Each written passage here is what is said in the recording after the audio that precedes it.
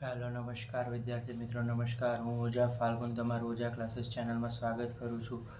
આજનો જે વિડીયો છે તે ધોરણ 7માં વિષય ગણિતમાં ચેપ્ટર નંબર 10 બીજગણિત પદાવલીમાં સ્વાધ્યાય 10.2નો પ્રશ્ન નંબર 1 જોવા જઈ રહ્યા છે. તો વિદ્યાર્થી મિત્રો, ચેનલ પર પહેલીવાર આ ચેનલને સબસ્ક્રાઇબ કરી દેજો અને બેલ નોટિફિકેશન હિટ કરી દેજો, જેથી આવનારી વિડીયો તમને ઝડપથી મળી શકે. તો વિદ્યાર્થી મિત્રો, જે આપણે જોવાના છે કે પ્રશ્ન 1માં કીધું છે, જો m બરાબર 2 હોય તો નીચેની પદાવલીની કિંમત શોધવાની. રાઈટ, તમને આ વસ્તુ ધ્યાન રાખવાની, જ્યાં m દેખાય ને ત્યાં એની કિંમત શું મૂકવાની છે? 2 મૂકવાની છે. તો પહેલી રકમ તરફ જઈએ. પ્રશ્ન 1માં રકમ 1 છે, પહેલી રકમ તરફ કે m - 2. રાઈટ, તો આપણે લખવાનું સૌથી પહેલાં કે m દેખાય ત્યાં આપણે શું મૂકવાનું છે? 2. તો એમની જગ્યાએ આપણે 2 મૂકી દેવાના, માઇનસનું સાઇન અને 2 ના 2. તો વિદ્યાર્થી મિત્રો, 2માંથી 2 જશે તો કેટલા વધશે?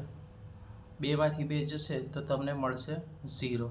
રાઈટ, એટલે તમને ચોખ્ખું કીધું છે કે એમ દેખાય ત્યાં 2 મૂકવાના. ચલો હવે બીજાનું સોલ્યુશન કરશું કે 3m - 5, 3 ના 3, એમ દેખાય ત્યાં કેટલા મૂકી દેવાના? 2 મૂકી દેવાના અને -5. 3 દુ કેટલા થઈ જશે? 6. 6માંથી 5 જશે તો 1. બરાબર, આ રીતે તમારે કામ કરવાનું છે.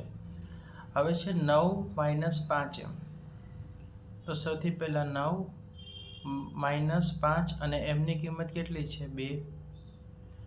Okay, right. તો 9 ના 9, 5 દુ કેટલા થઈ જશે? 10. 9માંથી 10 જશે તો કેટલા વધે? -1. બરાબર. હવે નેક્સ્ટ દાખલો છે 3m² - 2m - 7. ઓકે, હવે જુઓ શું કીધું છે. એમ દેખાય તે આપણે કેટલા મૂકવાના છે? 2 લખવાના છે. 3 ના 3, m² એટલે 2નો શું કરી દેવાનો? અહીંયા વર્ગ કરી દઈશું. -2 ના 2, એમ દેખાય ને આપણે કેટલા મૂકી દેવાના? 2 લખી દઈશું અને -7 ના 7. ઓકે, 3 ના 3, 2નો વર્ગ કેટલો થાય? 4. -2 દુ કેટલા થઈ જશે? 4 અને 7 ના 7. તો વિદ્યાર્થી મિત્રો, અહીંયા આ બંનેનો સંબંધ કેવો છે? ગુણાકાર. 3 ચોક કેટલા થઈ જશે? 12.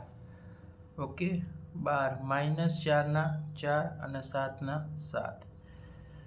તો વિદ્યાર્થી મિત્રો, હવે જુઓ -4 અને -7 છે, તો માઇનસ શું થઈ જશે? પ્લસ. તો અહીંયા સૌથી પહેલાં 4 ને 7 કેટલા લખી નાખું? 11.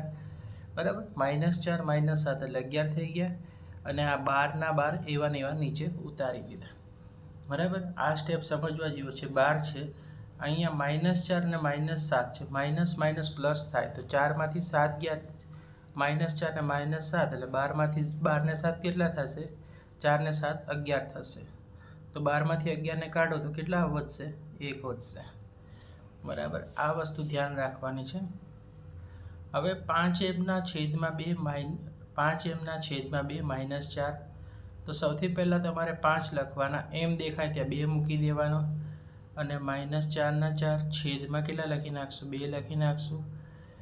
5 દુ 10, 10/2 -4, 10/2 કરો તો તમને કેટલા મળી જશે? 5. 5માંથી 4 જશે તો કેટલા વધશે?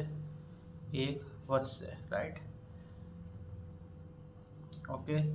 તો વિદ્યાર્થી મિત્રો, આ તો પ્રશ્ન નંબર 1. તો તમને વિડીયો પસંદ આવે તો વિડીયોને લાઇક કરી દેજો, ચેનલને સબસ્ક્રાઈબ કરી દેજો.